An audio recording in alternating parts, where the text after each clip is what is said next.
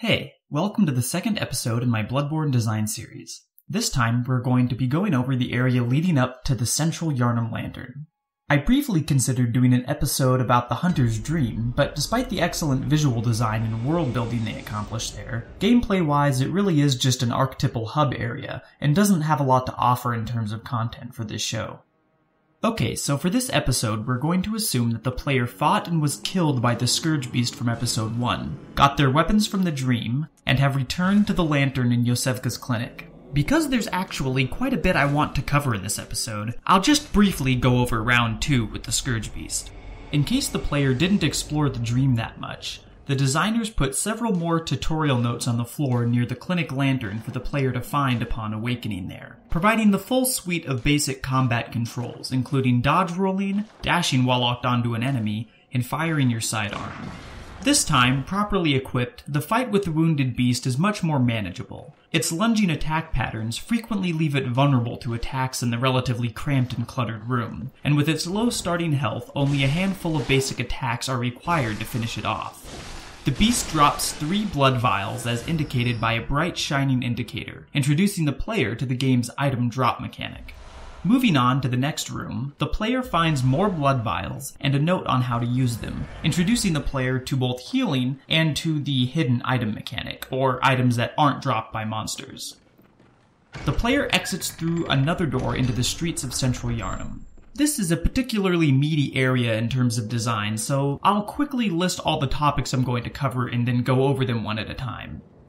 The topics are establishing level geography, introducing mechanics and dynamics in a controlled space, visual and audible telegraphing and foreshadowing, and finally, differences in kind versus differences in scale. Okay, first let's go over establishing level geography. The player exits the clinic into a medium-sized graveyard, and again is given some brief downtime after the encounter with the Scourge Beast. This is a brief dip in the game's interest curve.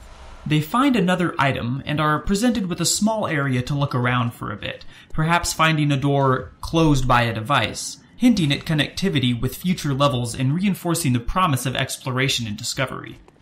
Inevitably, they are drawn to a large and obvious gate leading out of the clinic grounds. The gate is made to feel very heavy, taking a few seconds for the character to heave open, and lending psychological weight to the size and depth of the world they are entering. This also allows for a little bit of build-up before the reveal. Then, finally, bam! The gate swings open, and we get the ominous New Area soundbite and title card, and a wonderful panorama showing us most of where we're going to spend the next 20 hours of the game. Directly ahead of the player, and most prominent in their line of sight, is the Great Bridge, where they will fight the Cleric Beast, the most commonly encountered first boss in the game. Slightly below it and further away, but in the same line of vision, is the Aqueduct, leading to Father Gascoigne and the Tomb of Odin. Even farther below is Old Yharnam and the ruined church where the blood-starved beast is encountered. Up and to the left is the Cathedral Ward, and finally, up and to the right is shown the bulk of Central Yharnam where the first portion of the game takes place. I find it fascinating how much of the game's world the designers were able to present in this single opening panorama, and deeply respect the doggedly held to promise of, if you can see it, you get to go there at some point. It requires so much more work to pull off, but lends a lot of heft to the impact the exploration aspect of the game has on the player. The game here also displays the layout of the immediate area, a couple small side paths to explore and a relatively clear path forward. These reward the player in various ways and encourage them to check in every nook and cranny in the future, a habit which is critical for discovering all the game has to offer. Also notice how the designers have given the player a tangible connection to the Central Yharnam section of the panorama by placing a tower with a ladder leading up to the first lantern in a raised forward area in such a way that it is simultaneously in the foreground of the panorama and the backdrop for this immediate area. This serves as a sort of visual portal, letting the player know the way forward and subconsciously blending the line between skybox and actual gameplay space, which helps to build immersion. The game does a lot with visual highlighting to guide the player through the labyrinthine level design to points of interest, and clue them into the cohesive nature of the world's design. This is an excellent example of that.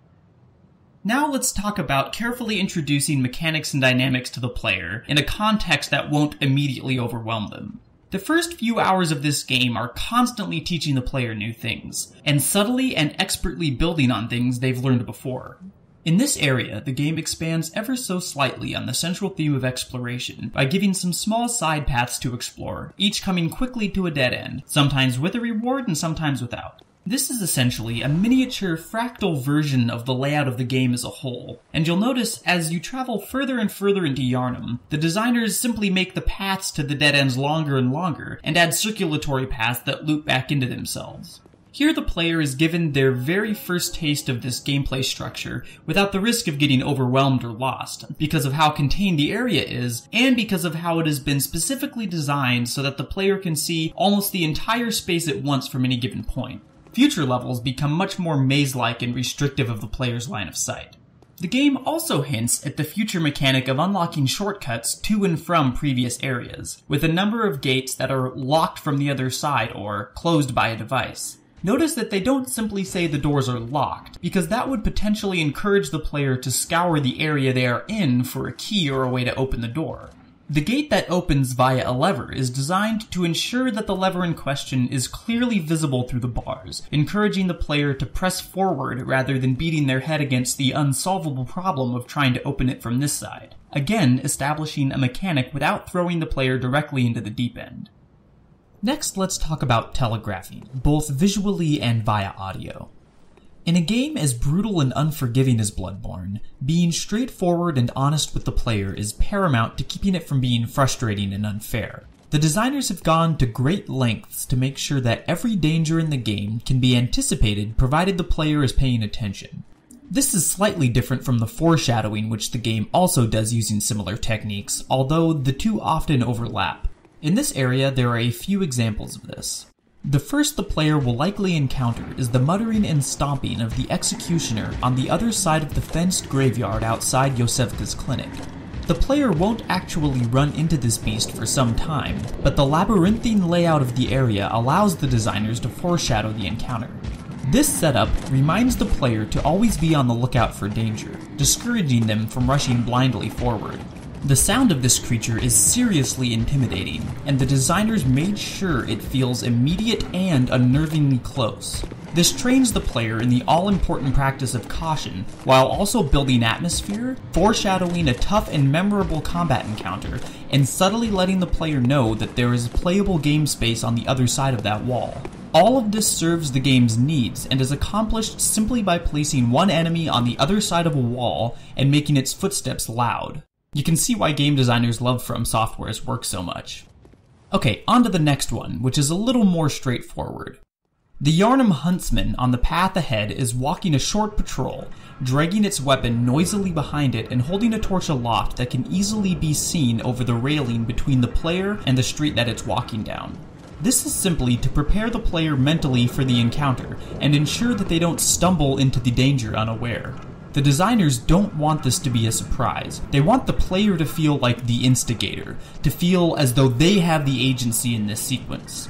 Considering that the hunter is far less intimidating than the scourge beast, and that the area as a whole is far less oppressive than the clinic, the player is likely feeling more confident and gung-ho about tackling this new challenge. Okay, so the next two encounters are where I'd like to touch on the last main point for this episode, which is something that game designers refer to as differences in kind versus differences in scale.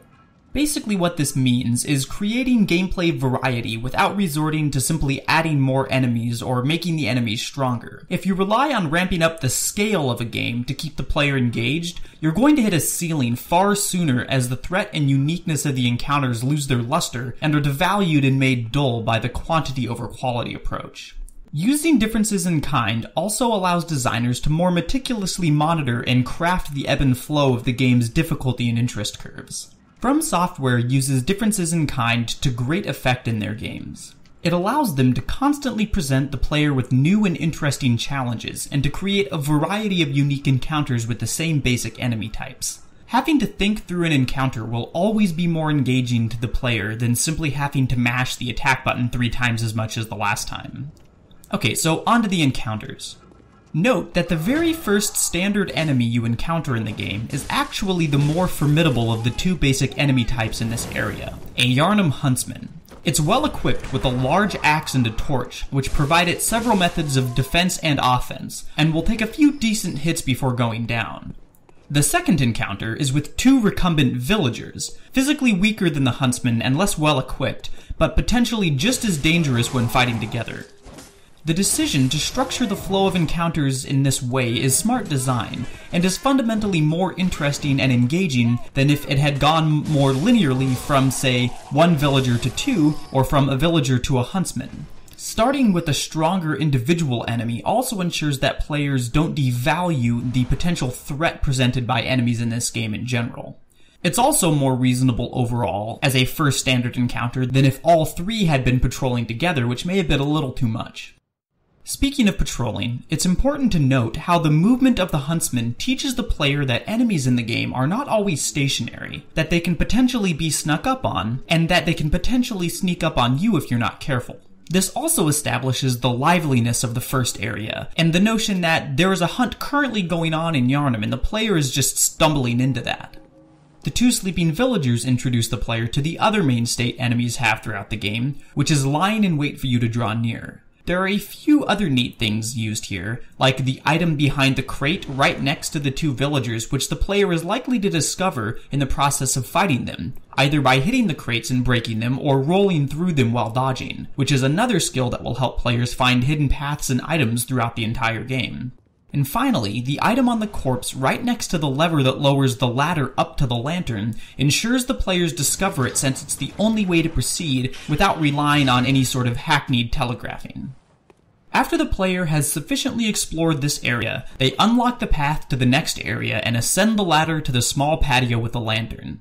As they climb, they are treated to the first of two key moments of audio foreshadowing when they hear the howl of the cleric beast carried to them on the wind from the Great Bridge. They experience the second when they hear the howl again as they step onto the Great Bridge further on, which serves as a callback and a reminder, and lends a cohesiveness to the whole setup. It's a pretty foreboding moment.